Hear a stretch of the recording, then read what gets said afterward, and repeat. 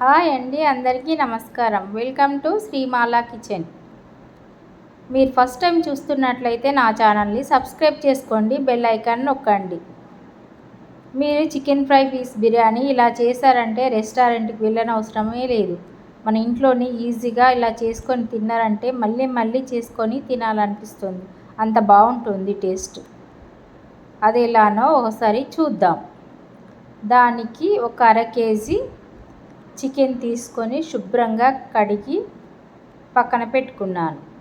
అందులో ఒక స్పూను సగము సాల్ట్ వేసుకోవాలి. ఒక స్పూన్ సగం సాల్ట్ వేసుకొని ఒక స్పూను పసుపు వేసుకోవాలి. ఒక స్పూను ధనియాల పౌడర్,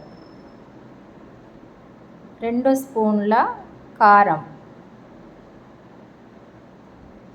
2 స్పూన్ల కారం వేసుకొని ఒక స్పూను అల్లం వెల్లుల్లి పేస్ట్, ఒక స్పూను ఆయిల్ వేసుకోవాలి. కస్తూరి మేతి అండి, అది పుదీనా, ఒక చెక్క నిమ్మకాయ పిండి మంచిగా కలిపి ముక్కలంతటికి మంచిగా మిక్స్ చేసుకోవాలి. ఇలా అంతా మిక్స్ చేసి ముక్కలకంతా పట్టేలా మిక్స్ చేసి ఒక అరగంట సేపు ఫ్రిడ్జ్లో పెట్టుకోవాలి. ఒక అరగంట సేపు ఫ్రిడ్జ్లో పెట్టేయాలి. దాంట్లోకి మసాలా, చికెన్ ఫ్రై బిర్యానీలోకి మసాలా అండి, ఒక 5 యాలకులు, ఒక 2 బగారాకులు, ఒక బండ పువ్వు,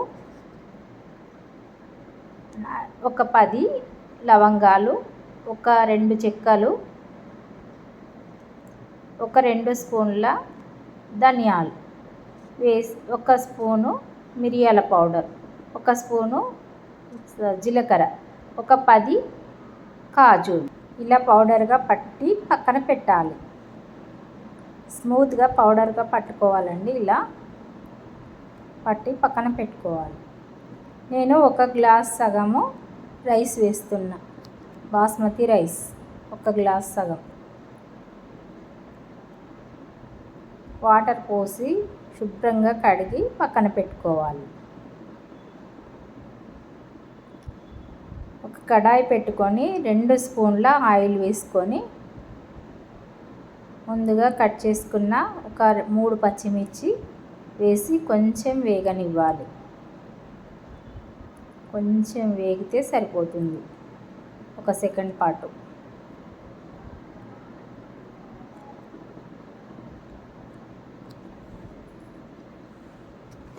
ముందుగా కట్ చేసుకున్న ఉల్లిపాయలని వేసి దోరగా ఫ్రై చేసుకోవాలి.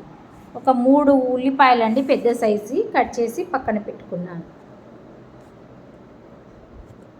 ఇలా దోరగా ఫ్రై చేసుకోవాలి. 1 స్పూను సాల్ట్ వేసుకొని మంచిగా దోరగా ఫ్రై చేసుకోవాలి, గోల్డెన్ రంగు వచ్చే వరకు. ఇలా గోల్డెన్ రంగు వస్తే సరిపోతుంది. ఇలా మంచిగా గోల్డెన్ రంగు వచ్చిన తర్వాత ముందుగా మ్యారినేట్ చేసుకున్న, మనం ఫ్రిడ్జ్లో పెట్టుకున్న చికెన్ని ఇందులో వేసి మంచిగా మిక్స్ చేయాలి.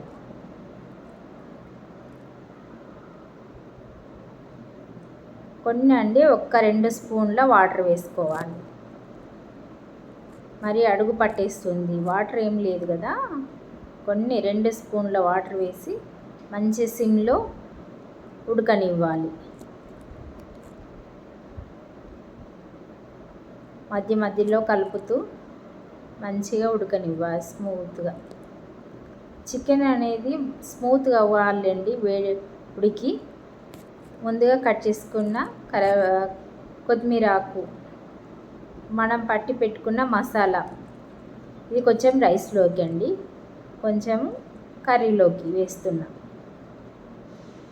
వేసి అంతా మిక్స్ చేయాలి.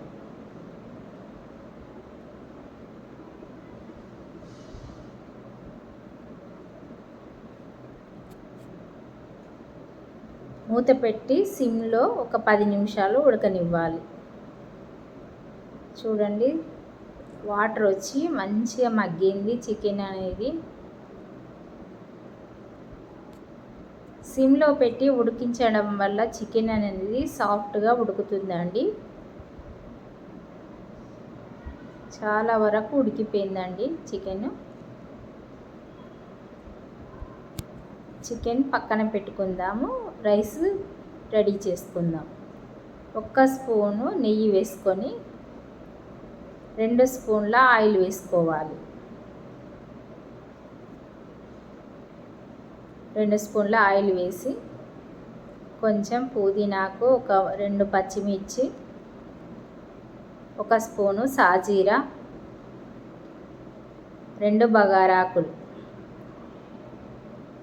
ఒక 3 యాలకులు, ఒక చెక్క, ఒక ఫ్లవరు, ఒక 5 లవంగాలు వేసి 1 నిమిషం పాటు మంచిగా వేగనివ్వాలి. మంచిగా వేగిన తర్వాత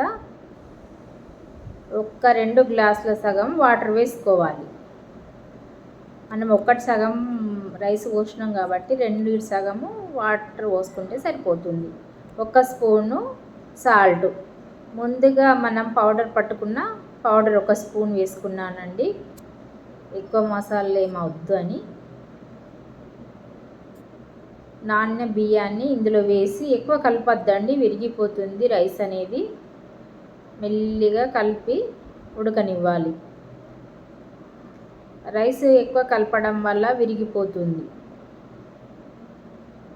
2 గ్లాసుల వాటర్, సగం వాటర్ వేసుకొని మంచిగా ఉడకనివ్వాలి. ఇలా ఉడికిన తర్వాత రైస్ మంచిగా సిమ్లో పెట్టి మంచిగా మూత పెట్టి 2 నిమిషాలు ఉంచుదాం. చూడండి, చికెన్ ఫ్రై ఇలా వేసుకొని ఇలా రెడీ చేయాలండి. చికెన్ ఫ్రై వేసి నేను పిల్లల కోసమని ఇలా వేసి చూపిస్తున్నాను. పైన రైస్ వేసుకొని